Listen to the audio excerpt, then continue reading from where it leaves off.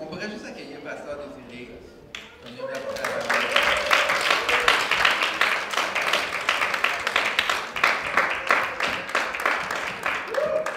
Amen. Gloire à Dieu. Bon matin tout le monde. On est bien quand même. C'est vraiment extraordinaire. Je pense que vous réalisez ça, mais on est tellement bénis d'avoir une merveilleuse équipe de louanges, le temps, la présence de Dieu. Ça fait juste. Wow.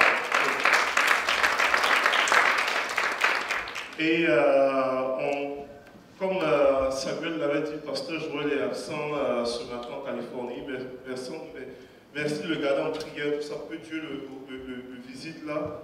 Et qu'on puisse aussi vraiment être pleinement rencontré et béni dans la présence de Dieu ici, d'une façon particulière. On va continuer dans la série qui avait été débutée par le pasteur Joël sur les psaumes. La semaine dernière, moi je n'étais pas là, j'étais à l'extérieur, je prêchais à l'extérieur. Je pense qu'il a parlé du psaume 23 ici. Et on va naviguer sur d'autres psaumes.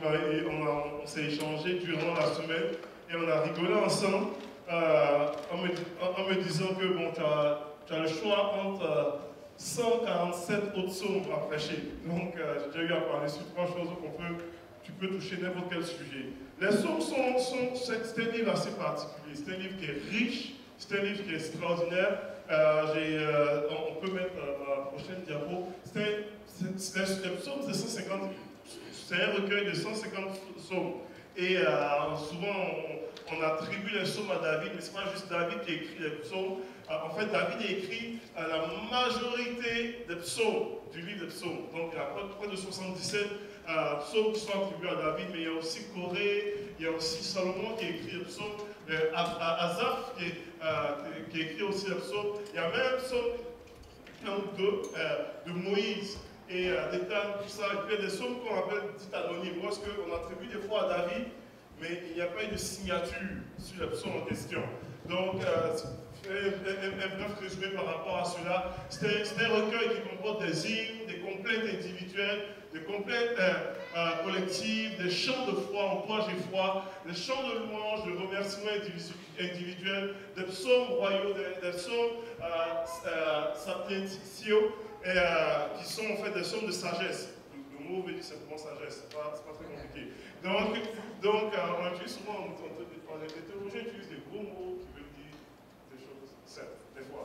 C'est un peu ça. Et c'est vraiment normalement, les psaumes normalement, c'est un recueil, mais en même temps c'est une expression de louange et de nos émotions devant Dieu face aux saisons de la vie. Prochaine diapo. C'est vraiment ça. Souvent on parle des psaumes, tout ça, et c'est vraiment une expression de louange. On exprime des louanges à Dieu, mais aussi c'est une expression de ce que nous vivons, des émotions de nos vies. Quand nous vivons des situations, peu importe ce que nous vivons, peu importe l'état dans lequel tu es, tu peux facilement retrouver ton état d'un psaume. Je ne sais pas pour vous, si vous n'avez jamais eu l'occasion de pouvoir méditer, regarder le livre des psaumes, je vous encourage à le faire parce que vous pouvez vivre des situations de grande joie. Il y a des psaumes normalement parce qu'il y a des expressions de louange, normalement de victoire, de grâce, de joie, etc. Et on peut vivre des moments de tristesse, de moments de grande tristesse, puis des psaumes normalement rattachés à cela. Où est-ce que l'auteur du psaume en question exprime un état d'esprit et tu as l'impression des fois que c'est juste, et moi il est en train de dire, utiliser les mots exacts sur l'émotion qui m'anime. Comprenez un peu? Et comprenez très bien, les émotions sont pas mal. Et des fois, on peut éprouver aussi des fois la peur. On peut éprouver des moments de colère, etc. Tout ça. Là, je le dis encore, les émotions sont pas mal. C'est ce qui découle de cela qui peut normalement être dangereux. Comprenez-vous? Donc, dans des moments comme ceux-là, souvent, les psaumes, c'est un excellent normalement, une excellente lecture pour aller chercher des fois des moments de réconfort, moments de parole de Dieu, moments extraordinaires, où est-ce que Dieu vient nous toucher. d'une façon particulière. C'est une occasion aussi de pouvoir exprimer nos besoins devant Dieu, nos émotions et nos vies devant Dieu. Ce matin, j'aimerais qu'on puisse regarder un psaume en particulier, qui est le psaume 11, chapitre 11. Et ce psaume-là est attribué au roi David. Et David, on parle du roi David, tout ça. David est berger. David, on sait, il est aussi normalement compositeur de plusieurs psaumes. Et il y a tout dans ma tête à moi. Hier, je méditais encore là-dessus par rapport à ça. Je dis, David est à la fois artiste et guerrier. Mais ça ne fit pas trop bien en général ensemble. Souvent, on a un petit peu l'image quand un artiste, c'est comme le gars qui a sa petite paille dans la bouche, et puis un peu bohémien qui pense à tout, etc. Il pense à un philosophe, etc. Et puis il joue à l'art. Ça ne fait pas très très viril en général. Mais David était ça, il jouait à la harpe. Mais en même temps, c'était un homme de guerre. J'ai une parenthèse qui est tellement intéressante. Des fois, normalement, on a l'impression que la façon dont est-ce que la société veut nous mettre dans une espèce de boîte. C'est que toi, tu fites, t'es quoi? Est-ce que tu es un viril ou est-ce que tu es un artiste ou est-ce que tu es... Et Dieu nous a fait comme étant des personnes complexes, avec plusieurs choses, plusieurs grâces, c'est une parenthèse, pas mon message, c'est plusieurs grâces, et nous n'avons pas nécessairement à fitter dans une boîte précise. Comprenez-vous un petit peu? Tu peux normalement être tout ce que Dieu t'appelle à devenir, à être. Tu peux être artiste, homme de guerre, musicien, intellectuel et manuel en même temps. Tu peux être tout. Comprenez-vous un petit peu? Et donc tout ce que Dieu t'appelle à être. Et David était un exemple, un prototype de personne qui en même temps embrassait ce que Dieu l'a appelé à devenir, dans tout ce qu'il était. Et ferme la parenthèse, c'est une thématique au niveau du psaume, le psaume chapitre 11, qui aborde la justice, tout ça. Et on ne sait pas nécessairement, souvent les psaumes ont été écrits, et derrière les psaumes transpire un contexte. Comprenez-vous un petit peu? Il y a des raisons pour lesquelles c'était écrit, il y a vraiment des histoires des fois des gens. Et dans le contexte ici, les gens, les théologiens ne savent pas nécessairement c'est quoi, mais il y en a plusieurs normalement qui attribuent des fois le contexte de 1 Samuel chapitre 30. On va le voir plus tard dans le message. Pourquoi est-ce que David a expérimenté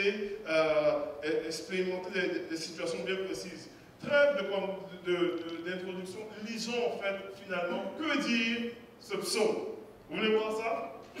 C'est un psaume intéressant. Et la Bible déclare ceci, ça commence par « Au chef des chantes de David, il dit, c'est en l'Éternel que je cherche un refuge. Comment pouvez-vous me dire, fuyez dans vos montagnes comme un oiseau? Car voici, les méchants bandent l'arc. Ils ajustent leurs flèches sur la corde pour tirer dans l'ombre sur ceux dont le cœur est droit. Quand les fondements sont renversés, le juste, que ferait-il? L'Éternel est dans son saint temple, l'Éternel a son trône dans les cieux, ses yeux regardent, ses paupières sont des fils de l'homme. L'Éternel sonde le juste, il hait le méchant et celui qui se plaît à la violence. Il fait pleuvoir sur les méchants des charbons de feu et du soufre, un vent brûlant, c'est le calice qu'ils ont en partage. L'Éternel est juste, il aime la justice, les hommes droits contemplent sa face. Assez particulier un psaume comme cela. Mais il faudrait comprendre un petit peu il faudrait qu'on comprenne le contexte. C'est un psaume qui touche plusieurs choses intéressantes à pouvoir regarder. Et le verset clé qui m'a attiré dans mon message, que j'ai vraiment à cœur de partager ce matin, c'est vraiment quand les fondements sont renversés. Quand les fondements sont renversés.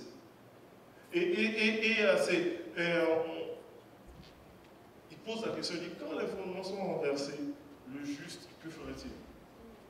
Quand tout autour de toi, sur lequel tu t'appuies, est shaké, est remué, qu'est-ce que tu feras? Et c'est fou parce que lorsqu'on lit dans 1 Samuel chapitre 30, David lui-même expérimenté des situations où est-ce que ces fondements étaient renversés. Rapidement, je vais mettre un contexte historique par rapport à cela. David, normalement, à ce moment, en 1 Samuel chapitre 30, il est vraiment dans un contexte de fuite. Là. Vous savez, il a déjà tué Goliath, tout ça. Il a déjà même épousé la fille du roi Saül. Et Saül veut sa mort. Donc il part en fugitif. Déjà, il est déjà en fugitif. David déclare qu'il y a plusieurs personnes finalement qui se greffent à David et qui deviennent un peu les hommes de David, les hommes, les guerriers de David, les chefs de guerre. Et David est dans un contexte où est-ce qu'il n'est ni apprécié par les ennemis d'Israël, parce qu'on n'oubliez pas, il a tué les Philistins, Goliath les Philistins. Donc il y a des ennemis au niveau des ennemis d'Israël, et il n'est ni apprécié dans sa propre nation. Parce que son roi cherche à le tuer. Donc il est comme en deux. Mais il y a une petite clique de personnes qui marchent avec lui, qui le suivent, qui fonctionnent un peu, et puis c'est un petit peu ces hommes de David, ces hommes de main. Et David déclare qu'à un moment donné, ils arrivent dans une ville qu'on appelle Tixal, et ces hommes-là ont leurs femmes et leurs enfants, tout ça. Et pendant que David va en expédition militaire pour pouvoir attaquer, les Amalécites vont attaquer sa ville. Ils attaquent sa ville, ils reviennent de sa ville, il déclare 2 jours plus tard, ils reviennent dans sa ville, la ville est en feu. Puis je lis rapidement. 2 jours plus tard, lorsque David arriva à Tiscal avec ses hommes, les Amalécites avaient lancé une attaque dans le Negev et à Tiscal. Ils avaient détruit et brûlé Tiscal. Après avoir fait prisonnier les femmes et tous ceux qui s'y trouvaient, petits et grands. Donc, les femmes qui ont laissé leurs enfants ont été amenés prisonniers, ils ont brûlé la ville. Ils n'avaient tué personne, mais ils avaient tout amené et s'étaient remis en route. En arrivant à la ville, David et ses hommes virent qu'elle était brûlée et que leurs femmes, leurs fils et leurs filles avaient été prisonniers. Alors David et la troupe qui l'accompagnait se mirent à pleurer tout haut, jusqu'à ce qu'il n'y ait plus de force de pleurer. Parce qu'il y avait tout un contexte là. Et les 2 femmes de David, Achinoam, de Jézréel et Abigail, de Carmel, la femme de Nabal, avait été amenée aussi. Donc David, non seulement ses hommes ont perdu leurs femmes et leurs enfants, mais lui-même a perdu ses femmes. On dit David fut dans une grande angoisse, car la troupe parlait de le lapider. Comprenez-vous? On est dans un contexte où c'est une situation extrêmement difficile. Déjà, David n'a plus de fondement parmi ses ennemis. Il n'a plus de fondement dans son propre royaume. Il y a une petite clique qui, normalement, sur lesquelles il s'appuie pour pouvoir faire ses expéditions. Et même cette clique-là parle maintenant de le lapider. Donc, on regarde cette petite maille. Ça commence à être difficile. Et ça commence à être pas mal dur. Là, tu te sens tout seul dans ton problème. Quand les fondements sont ébranlés, on peut se parler franchement ce matin. On se parler. Vous savez, on n'est pas dans le contexte de David, on n'a pas nécessairement des gens qui veulent nous lapider ce matin. Plus gloire à Dieu, merci Seigneur, on ne peut pas avoir ça. Mais peut-être certaines personnes vivent des situations où est-ce que vos fondements sont ébranlés. Des situations où est-ce qu'on peut vivre toutes sortes d'événements. Ça peut être des fondements financiers qui sont ébranlés. Ça peut être vraiment une perte de job où tu te retrouves vraiment dans une situation de transition, d'incertitude. Ça peut être des situations où est-ce que tes fondements sont ébranlés au niveau de ta famille. Ça peut être des situations où est-ce que dans ton travail, dans ta vie professionnelle, tes fondements sont ébranlés. Tout ce que tu as cru jusqu'ici n'était plus exactement exact. Tout ce sur lequel tu t'es appuyé jusqu'ici, tu as l'impression qu'il y a quelqu'un qui a tiré en dessous de tes pieds. Où est-ce que tes fondements sont ébranlés? Où est-ce que les situations sont comme ça? Et nous vivons tous des saisons, sans exception, où est-ce qu'à un moment donné, des choses sur lesquelles nous nous appuyons ont été ébranlées. On n'est plus là, où on ne fonctionne plus. Et le psaume 11, normalement, nous dit, quand les fondements sont ébranlés, le juste, qu'est-ce qu'il fera? Et c'est fascinant parce que quand tu relis le psaume, tu veux lire normalement la suite du psaume, puis tu veux comprendre normalement qu'est-ce que le juste fera. Et puis peut-être tu t'attends à lire un psaume parce qu'on dira, mais le juste normalement, il jeûnera 3 jours, il fera ceci, il aura normalement telle affaire à faire. Il y aura. Puis la suite est assez particulière parce que la suite ne dit pas le juste, qu'est-ce qu'il fera exactement. On commence à parler de Dieu, où est-il? Puis on dit Dieu, il a assis lui sur son trône.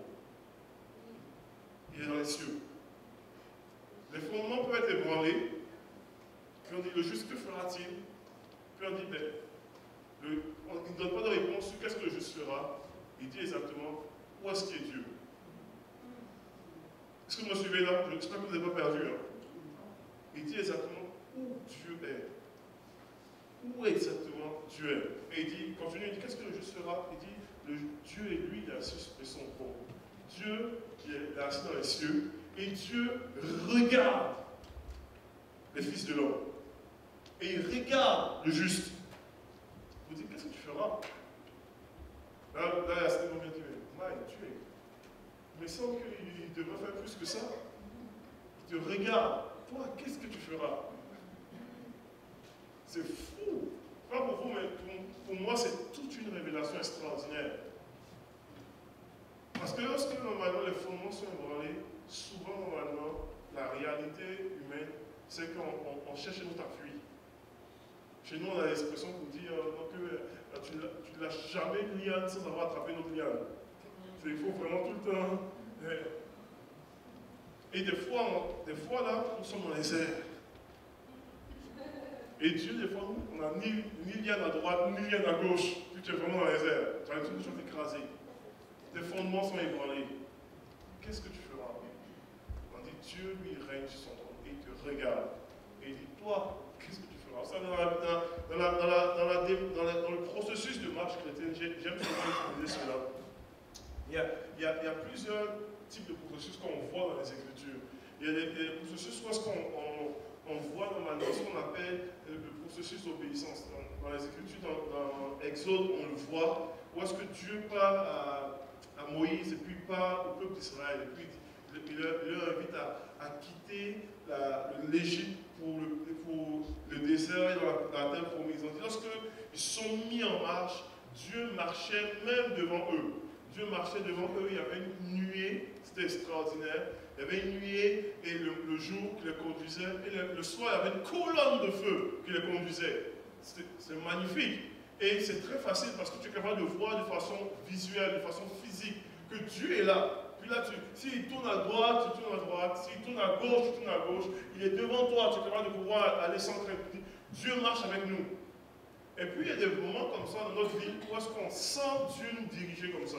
Où est-ce que Dieu nous dit, tourne à droite, tourne à gauche, fais pas ceci, fais pas cela, va là, va ici. Et dans les Écritures, dans Actes des Apôtres, même Paul raconte une expérience à Macédoine, où est-ce qu'il veut aller quelque part, et puis il dit, l'Esprit de Dieu ne le permet pas. Il veut tourner à gauche, et puis Dieu ne le permet pas. Et puis après ça, il voit une vision. Et puis un Macédonien vient, dans sa vision, il voit un Macédonien qui dit, viens, secours-nous. Puis il comprend que Dieu le dirige en Macédoine. Il y a des moments comme cela. Et il y en aura encore des moments comme cela. Il en faut des moments comme cela. Mais ce n'est pas tous les jours que Dieu dirige comme ça. Comprenez-vous un petit peu? Dieu ne dirige pas toujours comme ça. Il y a d'autres moments aussi. C'est ce qu'on appelle souvent le processus de communion. Où est-ce qu'on a l'impression que Dieu, normalement, tu le sens à côté de toi, tu le sens près de toi, même si tu fais voir le danger. David exprime bien dans le psaume 23, il dit quand je marche dans la vallée de l'ombre de la mort, il dit je suis en train de marcher là. Il dit je ne crains aucun mal car tu es avec moi. Ou est-ce que Dieu te fait voir le danger, Dieu te fait voir la situation, Dieu te fait voir les circonstances, mais en même temps il te fait ressentir sa présence. Donc tu es capable de pouvoir voir le danger, mais en même temps tu es capable de pouvoir ressentir Dieu. Puis tu dis bon, c'est chaud, c'est difficile, mais Dieu est là, c'est pas grave. Et puis, il y a des moments comme cela aussi, où est-ce que Dieu te dirige, tu te sens dirigé par Dieu dans le danger. La Bible déclare que l'Esprit de Dieu conduisit Jésus dans le désert pour être tenté par le diable. Vous comprenez parce que il y a un moment où tu as l'impression que Dieu te conduit dans le danger, mais tu sens qu'il est avec toi quand même. C'est génial aussi, mais c'est pas mauvais, ça fait partie du processus de la vie chrétienne, ça va? Mais il y a d'autres moments aussi où est-ce que tu peux voir le danger, tu peux voir les problèmes, tu peux voir tes fondements ébranlés et tu ne sens pas Dieu non plus. Et c'est exactement ça. Quand tes fondements sont ébranlés, tu ne sens pas la présence de Dieu, tu ne sens pas Dieu, tu as l'impression que le ciel est fermé. Et tu as l'impression qu'il n'y a rien, que juste, que fera-t-il? Et on dit, Dieu lui, il est dans le ciel et il te regarde. Et il dit, qu'est-ce que tu feras donc? Vous savez, je ne vais pas être très long ce matin, mais je vais amener des principes très clairs. Quand les fondements sont ébranlés, j'aimerais partager deux choses ce matin. Choisis où sera ton regard. Et amener l'autre principe qui est croire au regard de Dieu sur toi.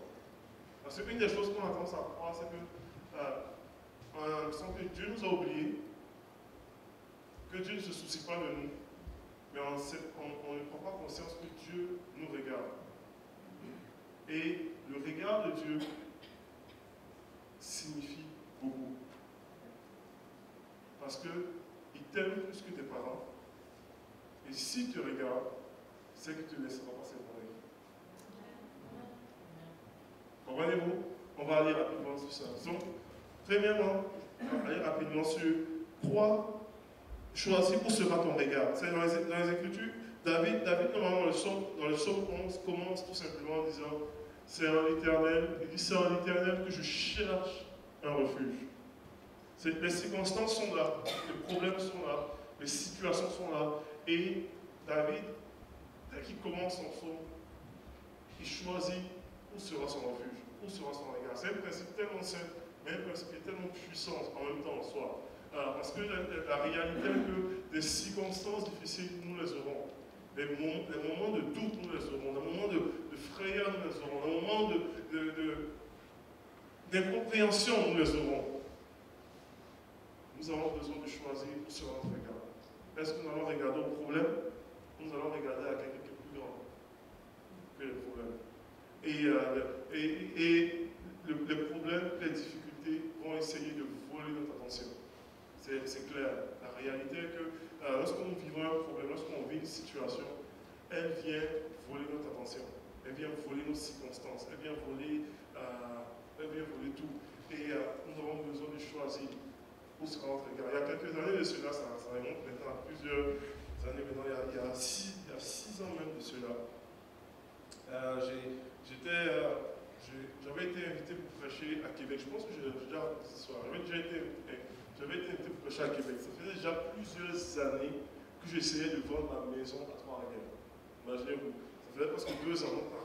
C'était dur, c'était extraordinairement dur pour vendre cette maison-là. Pourtant, c'est une maison qui était parfaite. Vous me comprenez? C'était extraordinairement, je ne comprenais pas, mais on n'avait pas le vent. Et je pars à Québec pour aller prêcher. Pendant que je suis en train de partir à Québec,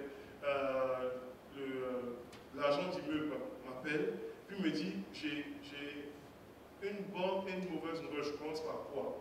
Puis j'ai dit commence par la bonne. Je pensais prêcher, je ne peux pas avoir un mauvaise à la tête. Donc il commence par la bonne, on va. Puis la mauvaise, tu me le diras à midi et demi. C'est comme je vais finir de prêcher. Et il me dit, la bonne nouvelle, c'est qu'on a normalement 2 visites cet après-midi. Alléluia. Puis, je ne l'ai pas dit Alléluia, mais je disais Alléluia. Puis il dit, c'est quoi la mauvaise? Finalement, j'ai demandé la mauvaise, je trouve. C'était quoi la mauvaise? Puis il me dit, la mauvaise nouvelle, là, il dit, je suis rentré, je rouvrais normalement votre maison, et il dit, il y a un dégât d'eau. Il y a un dégât d'eau qui a commencé dans la cuisine et l'eau a coulé dans tout l'intérieur du mur jusque dans le sous-sol. Là, j'étais comme, là, tu mourras la terre, tu t'es comme, ça va pas comme ça. Et il dit, oublie ça, c'est sûr que la visite, bon, mais avec la situation. Et je dis, ok, je vais être présentement à Québec pour prêcher. Quand je finis de prêcher, je redescends, en descendant, je descends à Trois-Rivières, je vais aller regarder un peu les dégâts et puis on va essayer de trouver une solution. Puis, Je m'en vais ce jour-là prêcher à Québec. Dieu à l'œuvre. C'est un moment incroyable, un moment de ciel sur terre, c'est guérison miraculeuse. Un moment de puissance, alors j'ai rarement vu mon ministère. Tu dis, ouais, Dieu est là. Puis tu as toujours dans les problèmes de poète. Vraiment, c'est quoi ça? C'est quoi ça? Puis je finis avec mon message. Je redescends à Trois-Rivières. Je vais voir finalement la maison. Les visites sont venues, ça n'a pas été très long. Je vais voir la maison. Le mur là, imbibé, il faut tout arracher. C'est dégueulasse. Je le voyais là, ticling, l'argent qui fait juste sortir. C'est juste le problème. Et je cherche, là. Puis moi je ne suis pas manuel en plus. C'est vraiment de l'argent qui sort là. Tu ne peux même pas sauver un petit peu d'argent. Donc je capotais. Puis là je rentre à la maison ce jour-là.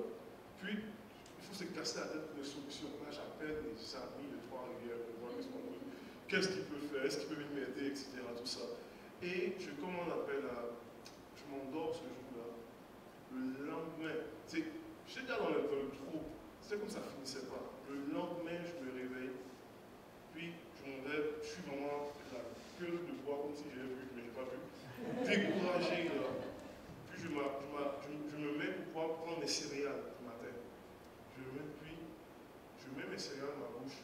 Et puis les céréales tombent.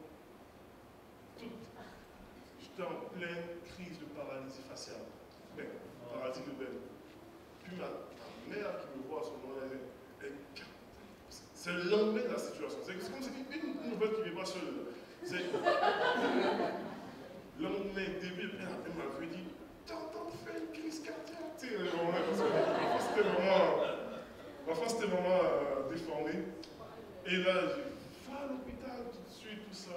Finalement, je vais à l'hôpital. Et puis, merci Seigneur, je ne faisais pas une crise cardiaque. Mais j'avais vraiment une paralysie faciale. Et j'avais un autre défi aussi. J'avais la pression artérielle qui était extraordinairement trop haute. Une pression artérielle normale, là, tout autour de 120, 80, c'est les deux chiffres. Puis ma pression artérielle était montée jusqu'à 221. Elle avait endommagé mon fonctionnement des reins, tout ça aussi, tout ça. Donc j'avais un début d'insuffisance rénale. Donc ça n'arrive pas, ça arrive pas seul, les nouvelles de comme ça. Et tu dis, c'est quoi ça? Puis là, moi j'étais à moitié de ma face. C'était la même semaine où est-ce que j'avais une de mes semaines les plus occupées. J'avais 4 prédications dans la semaine. J'avais la journée porte ouverte à IBQ, je travaillais à IBQ aussi. Il y avait plein de choses planifiées. Puis moi, j'étais juste en train de réfléchir au médecin pour dire, comment est-ce que je fais pour pouvoir sortir d'ici? Puis le médecin me disait, est-ce que je t'ai regardé? Puis tu ne sors pas d'ici, là, tu vas rester, on te garde. Je suis resté finalement 4 jours à l'hôpital, hospitalisé, tout ça. Il dit, tant qu'on ne baisse pas ta pression comme il faut, tu ne peux pas sortir d'ici. Il dit, ton cœur peut lâcher n'importe quand, à cette hauteur de pression, n'importe quand. Puis j'étais couché, alité, et puis ma maison qui est toute, et puis j'étais tellement ébranlé là. J'ai vécu une situation de Seigneur là, je me sens comme si tous mes fondements sont ébranlés. Tous mes fondements sont ébranlés. Puis je criais à Dieu à ce moment-là. Puis Seigneur, puis je regardais tous les problèmes. Je ne peux pas partir IBQ, je ne peux pas prêcher, je ne peux pas ceci, j'ai des problèmes financiers, puis tout. Puis à un moment donné, lorsque j'étais au lit, le Seigneur m'a dit, si tu me regardes à moi, tu vas voir ce que je vais faire. Littéralement, si tu regardes à moi, tu vas voir ce que je vais faire. Puis là, je dis de toute façon, où est-ce que je peux regarder? Je suis alité. Je peux regarder où? Et quand j'ai mis ça entre mes mains de Dieu, je vous dis, ça faisait 2 ans que ma maison était en vente et plus. J'ai mis ça entre mes mains de Dieu. Dans la même semaine, on essaie de me l'argent du essaie de m'appeler. Lui, ne savait pas que j'avais eu ma fameuse crise, tout ça. J'étais à l'hôpital, je ne décrochais pas. J'ai laissé des commissions. Essayez de l'appeler pour dire, là, pour les prochains jours, pas de son, pas d'image, je suis vraiment malade. Et essayez de m'appeler à plusieurs reprises, tout ça. Et il réussit à me joindre au moment donné. Je décroche le téléphone. Puis il me dit, j'ai appris de votre nouvelle, que vous avez eu une crise, tout ça, quoi. Et ne vous inquiétez pas, vraiment, on a eu une offre. Une offre de la maison. Je ne savais même pas l'offre, le montant de l'offre. Il dit, acceptez-le.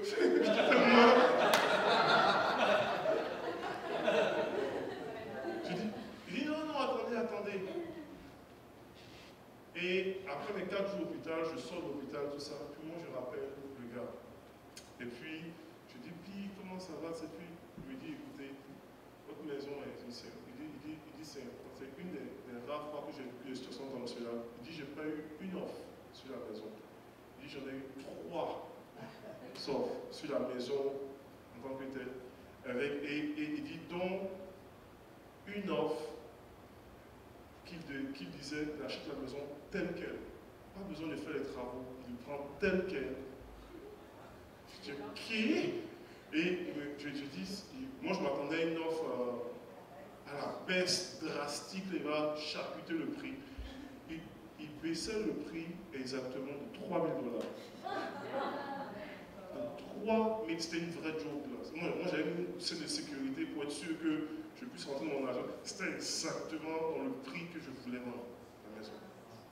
Et pendant 2 ans, je me suis battu pour vendre cette maison. Et puis, je regarde à Dieu, et dans la même semaine où j'ai la parole de Belle, la maison est vendue. Ça, c'est Dieu. Comprenez-vous?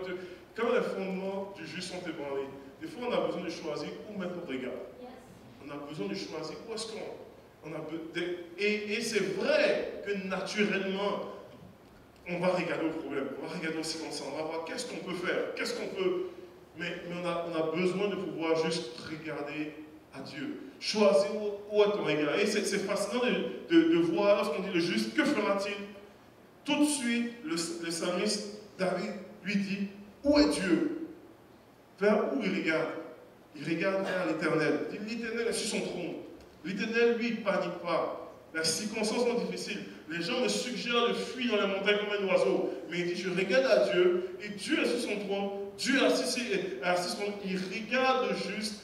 Il ne panique pas, il n'est pas ébranlé par la circonstance. Moi, je peux être ébranlé. Les fondements, normalement, sont peut-être renversés. Mais Dieu, lui, il est maître de la circonstance, il est maître des situations, il est maître même dans les épreuves, il est maître dans la tempête, il est maître normalement dans la vallée de la mort, il est maître partout. Et moi, je pose mon regard sur lui.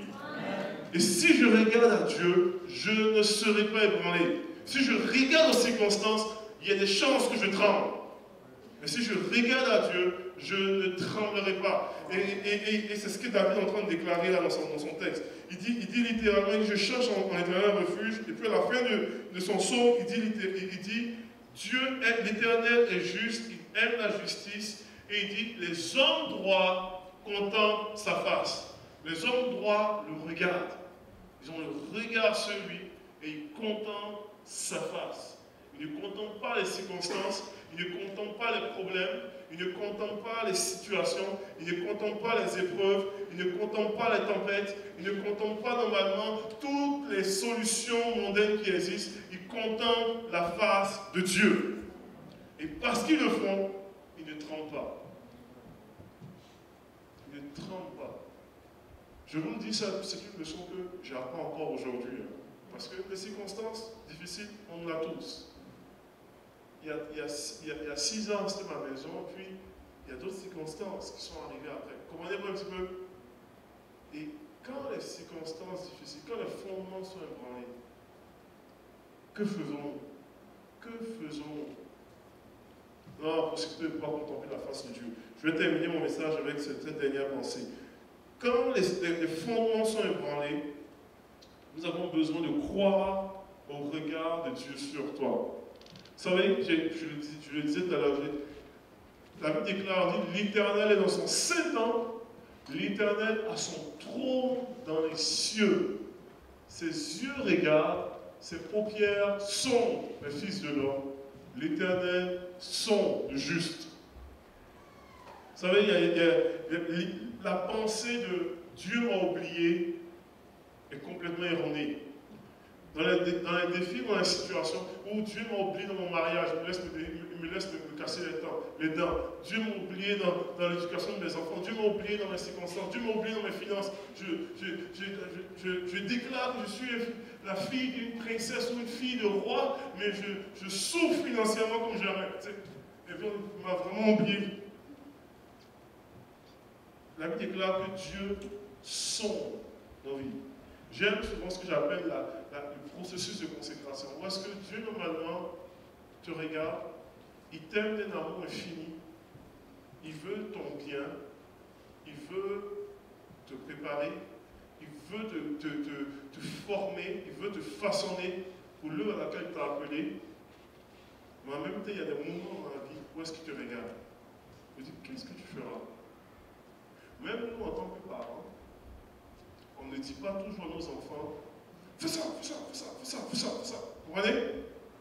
Il y a des moments où est-ce que tu as besoin de laisser ton enfant faire.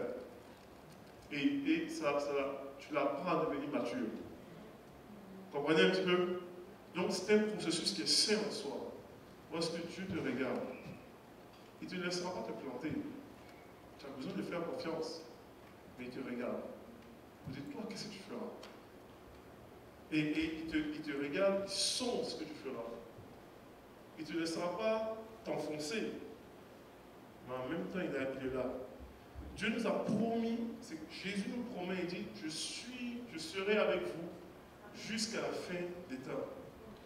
Donc, il ne t'a jamais abandonné dans le fond. Les circonstances sont difficiles, mais il ne t'a jamais abandonné. Il est là. Il y a des moments où est-ce qu'il te dit quoi faire. Il y a des moments où est-ce qu'il te fait sentir sa présence, il dit, trempe pas.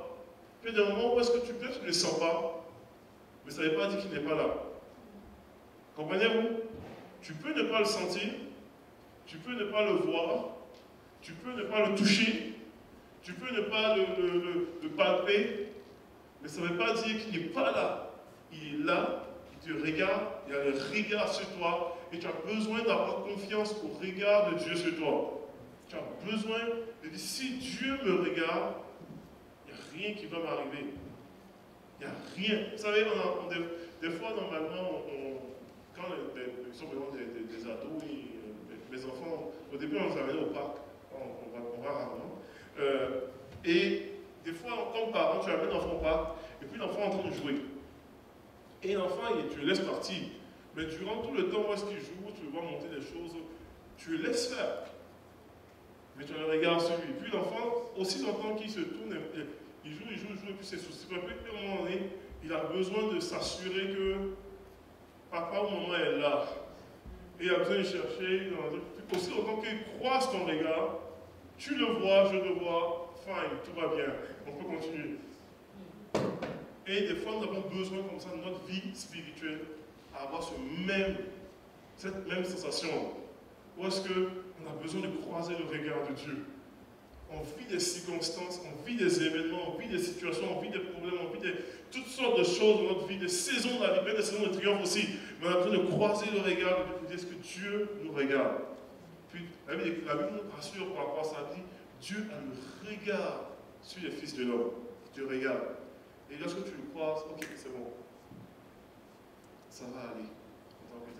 Et je veux terminer, le message est très simple ce matin, mais je veux amener cette pensée-là.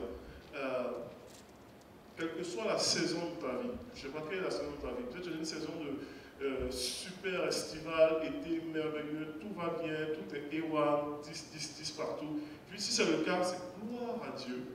Et puis, je prie qu'elle dure cette saison-là. Ça peut être, si tu es dans une situation comme cela, gloire à Dieu. Puis prie pour ceux qui vivent des saisons moins évidentes.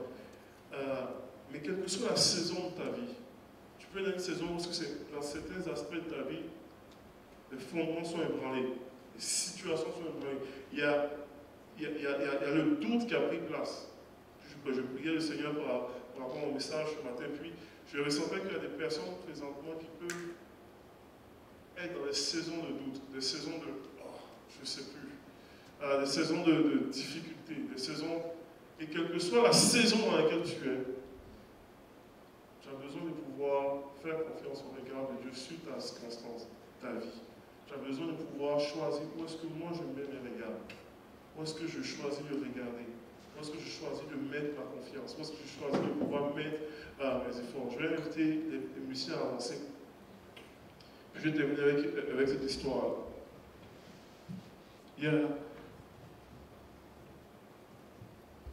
partageais la semaine dernière, je prêchais à Pointe-Ville, et puis je partageais normalement une expérience que j'avais vécue il y a quelques années de cela encore. Alors que j'étais allé en France, prêcher, tout ça, j'ai eu l'occasion de rencontrer, je partageais mes expériences au milieu carcéral, et puis je partageais mes événements. Et puis à un moment donné, je vois une personne qui vient, et qui vient me voir, et puis me dit, je suis en France, à Paris. Puis le gars, il vient me voir et me dit, mais moi j'aimerais, moi j'ai une question. J'ai une personne normalement mon frère qui est incarcéré. Puis je dis, ok, puis là j'essaie de pouvoir dire, mais attends, une minute, il y a plusieurs prisons au Québec, il y a des prisons normalement de moins de 2 ans, c'est pas une prison provinciale. Puis, et non, mon frère a pris quand même plusieurs années, il a pris normalement une quinzaine d'années. Ok, donc au fédéral. Je dis, ah oui. Et il commence à me partager. Puis je dis, ok. Je dis, c'est qui ton frère? Puis, même encore, il y a plusieurs prisons fédérales au Québec. Donc, il peut être à Port-Cartier, qui est dans le bout de cette île. Donc, le chien est mort. Tu sais. Donc, il me partage. Et puis, finalement, son frère se trouve dans la même prison que je suis présentement. Puis là, c'est les rendez-vous divins. Quelle est donc la probabilité qu'à Paris, dans une église, je rencontre quelqu'un dont son frère se trouve dans la prison? C'est vraiment des choses de Dieu. Et je fais la rencontre, tout ça. Et il dit, Maï, c'est incroyable. Le gars n'était pas chrétien. Il dit, tu es vraiment là. Ben, le frère il est chrétien, mais le frère en prison n'était pas chrétien. Il dit, tu es littéralement la réponse de Dieu à mes prières. Il dit, c'est fou. Il dit, on était dépourvus, dépouillés. Il dit, mon frère n'a jamais été au Canada de sa vie. C'est vrai. Il dit, il est arrivé, il était arrêté à l'aéroport. Et puis il a pris 15 ans de prison. Jamais été au Canada de sa vie. Et aucune famille, il dit, il n'y avait rien. Donc, et il dit, aucune famille, même pour faire des appels, c'est toujours des appels interhumains parce qu'il appelle en. Donc, il est coupé de tout. Et il dit, tu es vraiment réponse de Dieu à nos prières. Il dit de voir que Dieu a orchestré cela pour rendre ça possible. Et je complètement bouleversé de ça, retourne ici pour réaliser. J'ai rencontré le détenu, tout ça. Et j'ai rencontré, je n'ai pas rencontré beaucoup de fois, j'ai rencontré quelques fois. Et tout de suite, le gars, malheureusement, a vécu un AVC. Il s'est retrouvé paralysé suite à un AVC. Et il se retrouve à l'hôpital. Et là, je commence à les visiter. Tout ça. De façon régulière. Puis, le gars, jamais été en compagnie, on parle d'un contexte, jamais été au Canada. Donc, une difficulté de pouvoir aussi communiquer tout ça avec son agent de libération conditionnelle, tout ça. Et le gars, pas très longtemps, a vécu un deuxième AVC. Et il a perdu complètement l'usage de la parole. Paralysé complètement d'un côté. L'autre, sa seule motricité, c'est son autre bras, qui n'est même pas maîtrisé convenablement. Puis là, c'est incroyable. Puis je suis allé, je le visite encore, je suis allé le voir. Puis l'hôpital, vous montrez un peu comment est-ce que Dieu fait les choses. Dieu est incroyable. L'hôpital, la prison, est comme à quelques mètres de mon bureau. C'est à l'intérieur de la prison. Donc, En allant à mon bureau, je suis obligé de passer devant l'hôpital. Donc je ne peux même pas aller à mon bureau sans passer devant l'hôpital. Donc pour moi, aller le visiter, c'est plus que fait dans l'eau. C'est vraiment, tu le fais juste. Donc j'ai l'occasion d'aller le voir très régulièrement, voir comment est-ce que ça va, etc. Tout ça. Et je parlais avec le frère au téléphone, il m'a appelé cette semaine, il m'a dit, il dit même dans toute la circonstance, il dit, je ne reviens pas, comment est-ce que Dieu est capable de pouvoir intervenir. Et je lui ai dit, tu sais, ton frère, c'est vrai, au début, il n'était pas chrétien, mais jusqu'à son AVC, tous les jours, il lisait la Bible. Je le voyais lire la Bible, il lisait la bonne semence, tout ça. Dieu a utilisé toute la circonstance pour amener quelque chose de puissant dans la vie de la personne. Quand les fondements sont ébranlés, puis lui dans sa vie, il vit des fondements complètement ébranlés. Tu peux plus, non seulement tu connais personne, mais tu peux même plus communiquer. Réponds oui ou non seulement. Et dans une circonstance comme cela, des fois on se demande que ferait-il. Puis je me demande même des fois quand je le vois, mais même dans une situation comme cela, si tu mets tes regards sur Dieu, si tu mets ton cœur à la bonne place, Dieu est capable de pouvoir utiliser des choses pour rendre cela possible. Et je le vois, je le vis de façon concrète. Je ne connais pas ta circonstance. Là, c'est une situation qui est peut-être extrême, c'est extrême en soi. Mais quel que soit dans l'état, la saison dans laquelle tu es, Dieu est capable de pouvoir intervenir. Et Dieu est capable, à le regard sur toi, tu peux juste maintenant regarder à lui. Et non au problème. Qu'on puisse se lever ensemble, s'il vous plaît.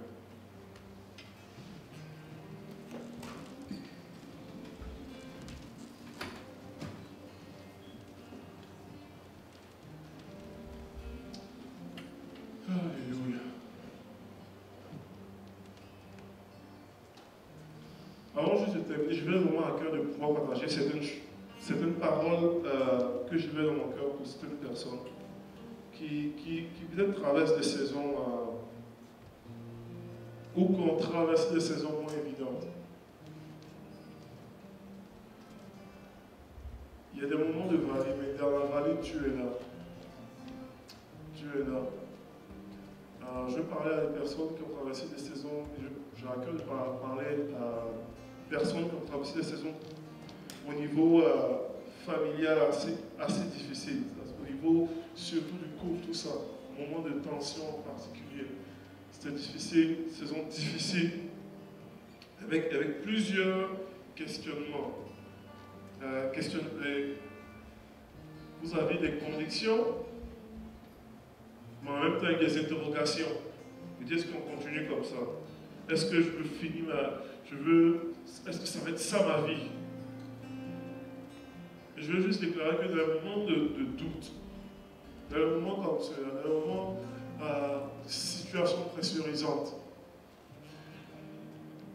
regarder la circonstance va juste amener encore plus de doute. Regardez les problèmes vont juste normalement t'amener encore plus de problèmes. Regardez ce qui ne marche pas vont juste s'amplifier, vont juste amplifier la vision des choses de ton esprit. Et je veux juste encourager, je veux juste donner une parole simple ce matin. Et une parole de Dieu pour toi ce matin. Et une invitation de Dieu pour toi à pouvoir regarder vers lui. De pouvoir tourner tes regards vers lui. De ne point laisser les choses normalement s'envenimer. De pouvoir regarder vers lui. Il va prendre soin de toi. Je vais parler à une personne qui vit dans le monde d'angoisse. C'est vraiment des pics de stress, d'angoisse. On vit un bel été, puis en même temps, il y a des saisons d'angoisse et de stress ces derniers temps de ta vie. À un point tel, la limite du supportable. Je veux juste déclarer que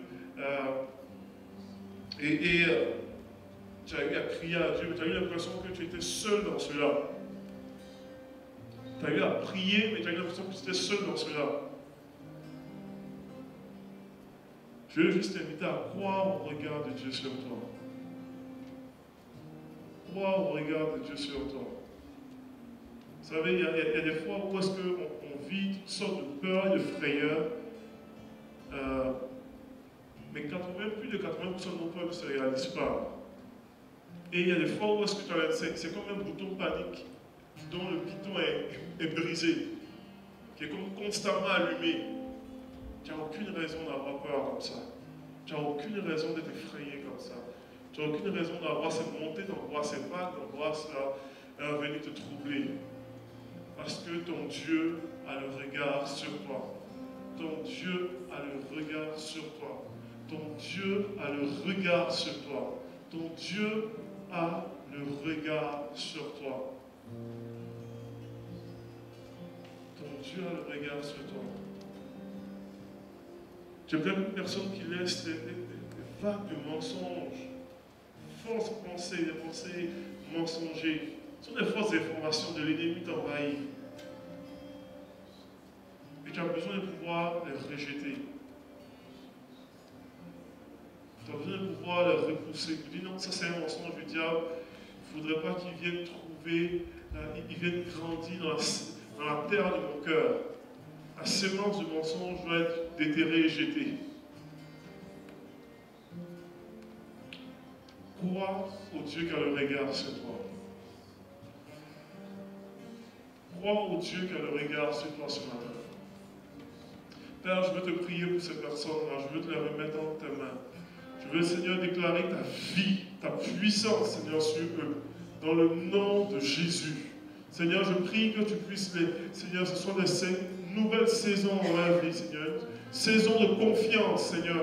Où est-ce qu'ils s'appuient sur toi? Où est-ce qu'ils te fassent confiance? Où est-ce qu'ils marchent avec toi? Où est-ce qu'ils ne laissent point le mensonge rentrer dans leur cœur, Seigneur Dieu, le mensonge de l'ennemi? Que tu puisses les rencontrer d'une façon puissante. Au nom de Jésus. Au nom de Jésus. Au nom de Jésus, que le mensonge ne puisse point triompher. Et que la vérité de Dieu s'implante en eux. La grâce de Dieu s'implante en eux. Dans le nom de Jésus. Dans le nom de Jésus.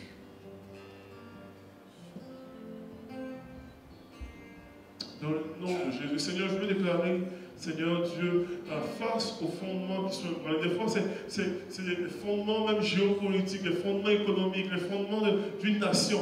Face à tous les différents niveaux de fondements qui peuvent être ébranlés, renversés, Seigneur Dieu. Nous voulons être un peuple qui gardons les regards sur toi. Pas aux circonstances, pas aux problèmes, pas aux géants, pas aux montagnes, pas aux vallées, mais nous regardons vers l'Éternel. Nous regardons vers toi qui nous donne notre sécurité, qui nous donne une paix qui dépasse les circonstances, qui nous donne une paix qui dépasse, Seigneur, les situations, qui nous donne, Seigneur Dieu, une sécurité et une tranquillité en toi, Seigneur Jésus. Nous voulons être un peuple, Seigneur Dieu, qui marchons, Seigneur Dieu, synchronisé à ta vision, synchronisé à toi, synchronisé à tes plans, synchronisé à ta direction, synchronisé à ce que tu fais, synchronisé au ciel, synchronisé, Seigneur Dieu, aux choses de Dieu, synchronisé à l'œuvre que Dieu fait sur la terre au nom de Jésus. Nous voulons être un peuple, Seigneur Dieu, qui constamment avons le regard sur toi, mais étant conscient du regard de Dieu sur nous.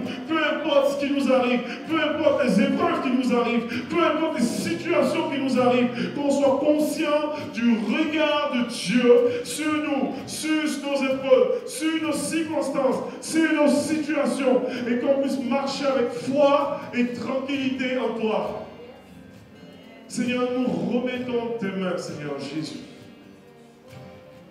Nous remettons en tes mains, Seigneur Dieu, dans ce qui peut être, Seigneur, difficile, dans ce qui peut être tragique, dans ce qui peut être éprouvant, dans ce qui peut être, Seigneur Dieu, questionnant, paniquant. fatigant ou angoissant, Seigneur Dieu, nous remettons entre tes mains, Seigneur Dieu, dans ce qui peut être incertain, Seigneur, face aux incertitudes de la vie, nous nous remettons à toi, Seigneur. Nous remettons, Seigneur, à ta grâce. Nous nous remettons à ton amour. Nous nous remettons, Seigneur, avec confiance en toi qui est capable de pouvoir nous conduire à bon port. Seigneur, merci pour ta grâce ce matin. Merci pour ta puissance ce matin relâchée. Merci pour ton esprit ce matin qui agit. Tu n'as pas fini, Seigneur Jésus. Et que la gloire et l'honneur te reviennent. Dans le nom de Jésus. Amen.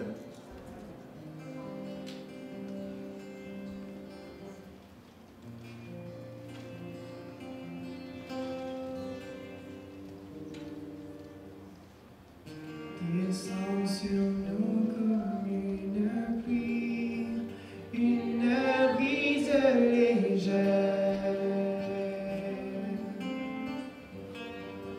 Oh, de la douceur de ta présence, ta nuée nous entoure.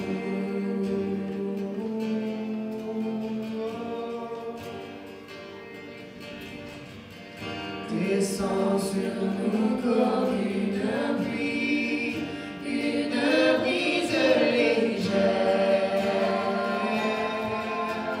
Oh, de la douceur de ta présence, ta nuée nous entoure.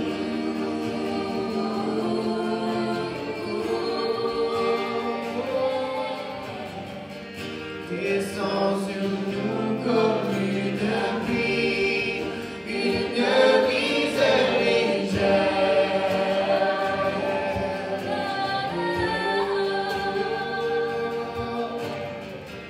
De la douceur de ta présence, ta nuée nous entoure. En même temps que la louange continue, il reste encore 5 minutes. Si jamais il y en a qui ont des besoins particuliers, qui ont besoin qu'on prie pour vous spécifiquement, de ne rien faire imposer les mains, juste avancer pendant les dernières 5 minutes de louange. Juste avancez-vous, on va prier pour vous. Pasteur Désiré, Caroline va être là. Émilie et moi, on va nous faire plaisir de prier pour vous. Les autres, juste vous êtes libérés. Si vous allez parler, vous pouvez aller parler à l'extérieur, mais juste 5 minutes encore de prière, de louange, et ceux qui ont besoin.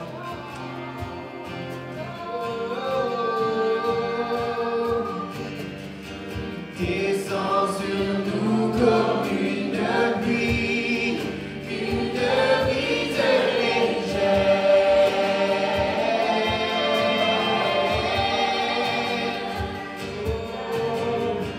De la douceur de ta présence, ta nuée nous entoure.